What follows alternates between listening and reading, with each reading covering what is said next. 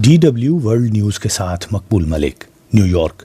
اقوام متحدہ کے سیکرٹری جنرل انٹونیو گٹیرش نے ایک ایسی باقاعدہ مہم شروع کر دی ہے جس کا مقصد یوکرین کی جنگ میں فوری فائر بندی کی کوششیں کرتے ہوئے اس کے لیے ممکنہ انتظامات کا جائزہ لینا ہے۔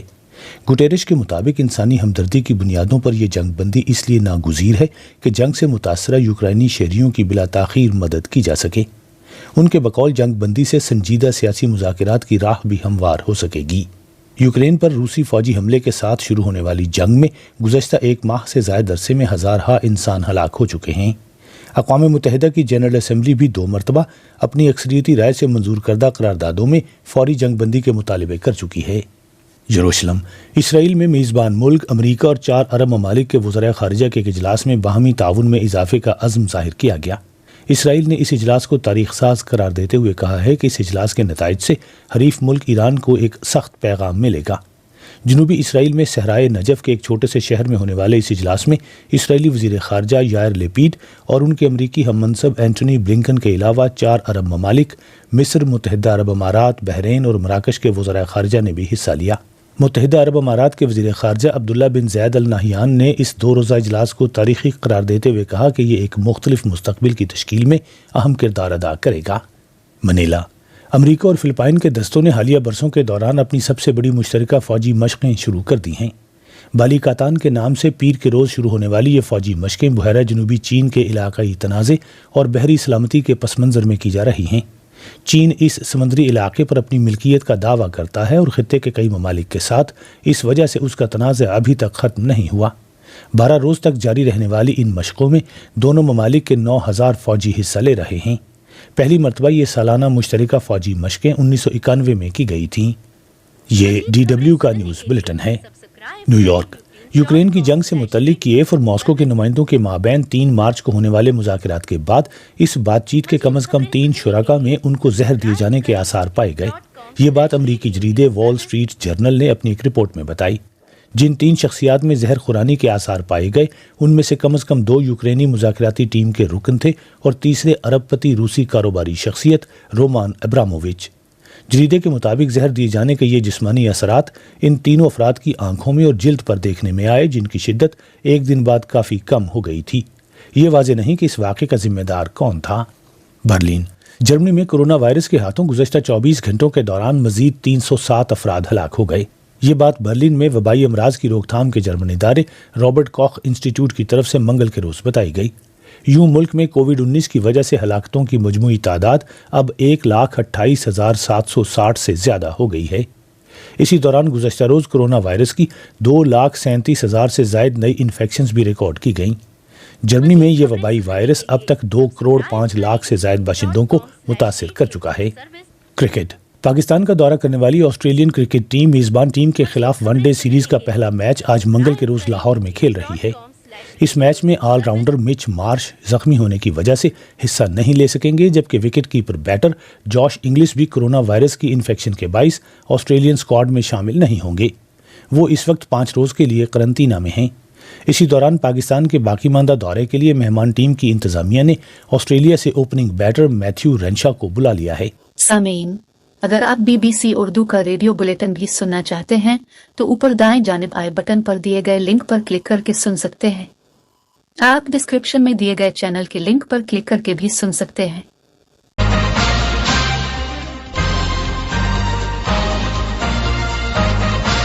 وزیر اعظم عمران خان کے خلاف تحریک عدم اعتماد قومی اسمبلی میں پیش۔ ہم پرعزم ہیں کہ ایران کبھی بھی جوہری ہتھیار حاصل نہیں کرے گا، اینٹونی بلنکن۔ طالبان کو خوف کی بجائے امید کا کلچر تشکیل دینا چاہیے، Rina Amiri. Voice of America Washington سے اہم خبروں کے ساتھ میں ہوں یاسمین جمیل۔ قائد حزب اختلاف شہباز شریف نے وزیر اعظم عمران خان کے خلاف تحریک عدم اعتماد قومی اسمبلی میں پیش کر دی ہے۔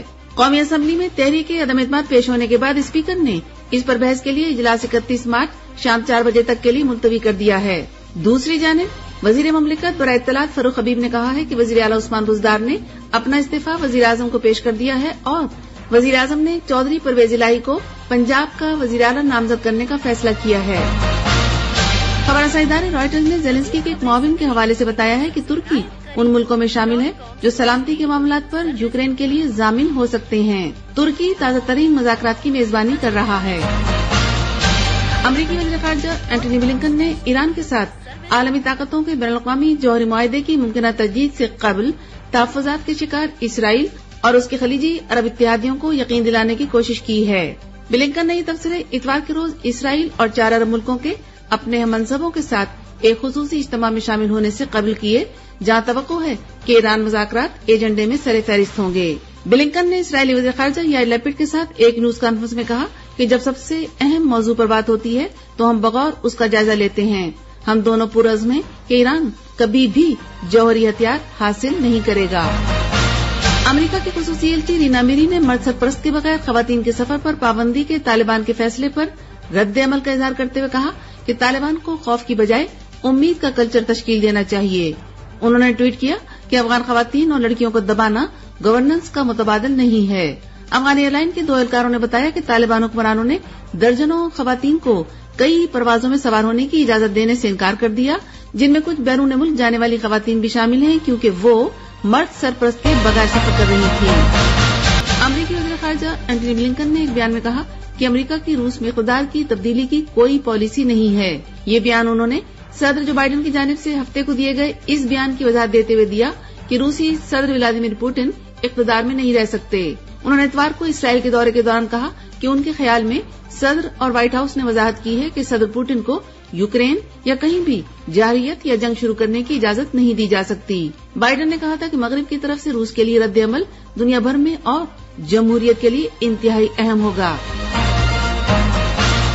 ورلڈ فوڈ پروگرام WFP کا کہنا ہے کہ 2022 کے پہلے 2 مہینوں میں 12 ملین ضرورت مند لوگوں تک ان کی رسائی ہو چکی ہے۔ WFP کے افغانستان میں دفتر کے ترجمان واحد امانی نے وائس آف امریکہ کو بتایا کہ ان کی تنظیم کو افغانستان میں 2022 کے آخر تک $1.6 بلین کی ضرورت ہے۔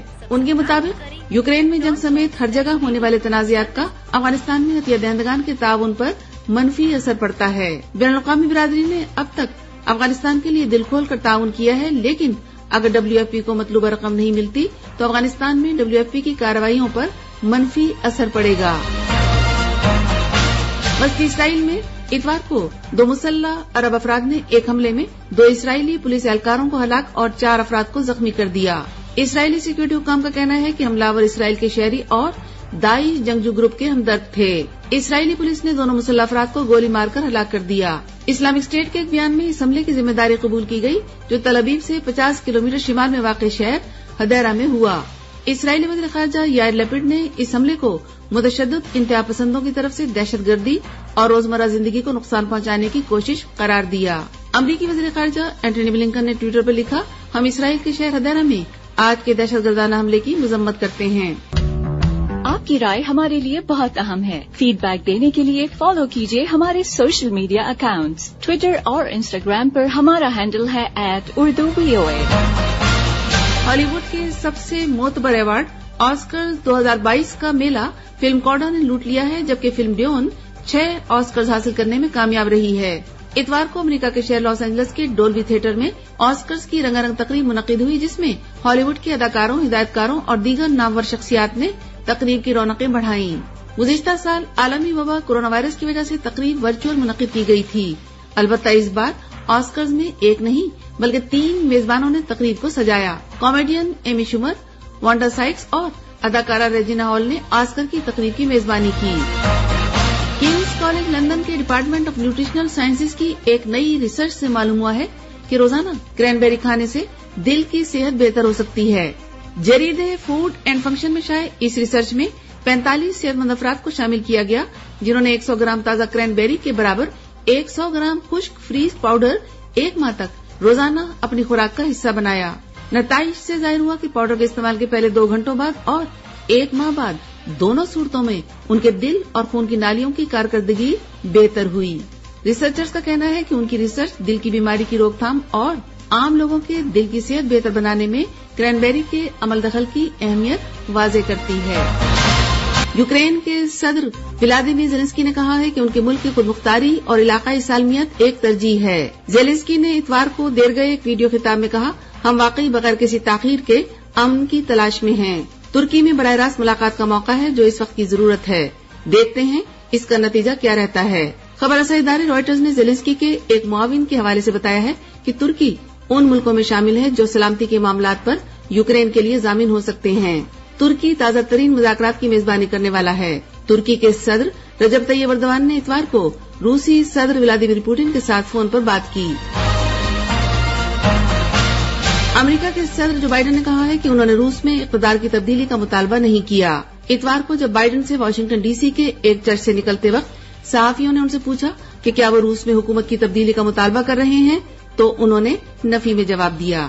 اس سے قبل ہفتے کو وارسا میں ایک تقریر کے دوران صدر جو بائیڈن نے کہا تھا کہ پوٹن اقتدار میں نہیں رہ سکتے، لیکن بائیڈن انتظامیہ کے ایک اعلی اہلکار نے فوراً ہی صدر کے بیان کی وضاحت کرتے ہوئے صحافیوں کو بتایا کہ صدر کا نقطہ یہ تھا کہ پوٹن کو اپنے پڑوسیوں یا خطے پر طاقت کے استعمال کی اجازت نہیں دی جا سکتی. وہ روس میں پوٹن کی طاقت یا حکومت کی تبدیلی پر بات نہیں کر رہے تھے. افغانستان میں طالبان نے نجی ٹیلی ویژن اسٹیشنز کو وائس آف امریکہ VOA اور British Broadcasting Corporation BBC کے نیوز پروگرام دکھانے سے روک دیا ہے. وائس آف امریکہ نے طالبان کی جانب سے اس کے پروگرام آف ایئر کرنے کی مذمت کی ہے.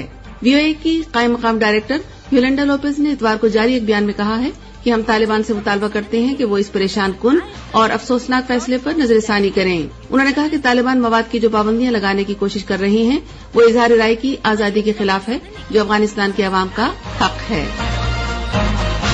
ایل سلواڈور کی کانگریس نے ہفتے کے آخر میں مختلف گروہوں کی جانب سے کی جانے والی ہلاکتوں کے تناظر میں صدر نایب بوکیل کی ہنگامی حالت کا اعلان کرنے کی درخواست منظور کر لی ہے. ملک میں جمعے کے روز 14 اور ہفتے کے روز 62 افراد ہلاک ہوئے. تشدد کی یہ صورتحال برسوں سے نہیں دیکھی گئی. بوکیل نے ہفتے کے روز اپنے سوشل میڈیا اکاؤنٹس میں درخواست کا اعلان کیا اور کانگریس نے اتوار کے ابتدائی اوقات میں اس کی منظوری دی.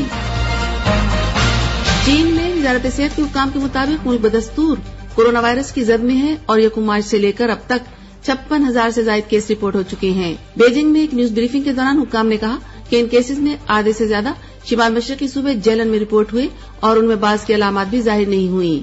امراض پر کنٹرول مرکز کے سربراہ نے کہا کہ ملک میں اس وبائی مرض کے سلسلے میں کوئی رعایت نہ برتنے والی حکمت عملی جاری ہے. وائس آف امریکہ اردو کا ہفتہ وار ڈیجیٹل شو این مطابق، میزبان ہے ندا سمیر. دیکھیے این مطابق پاکستان میں ہر پیر کی رات 9 اور بھارت میں 9:30 وائس آف امریکہ اردو کے YouTube اور فیس بک چینل پر.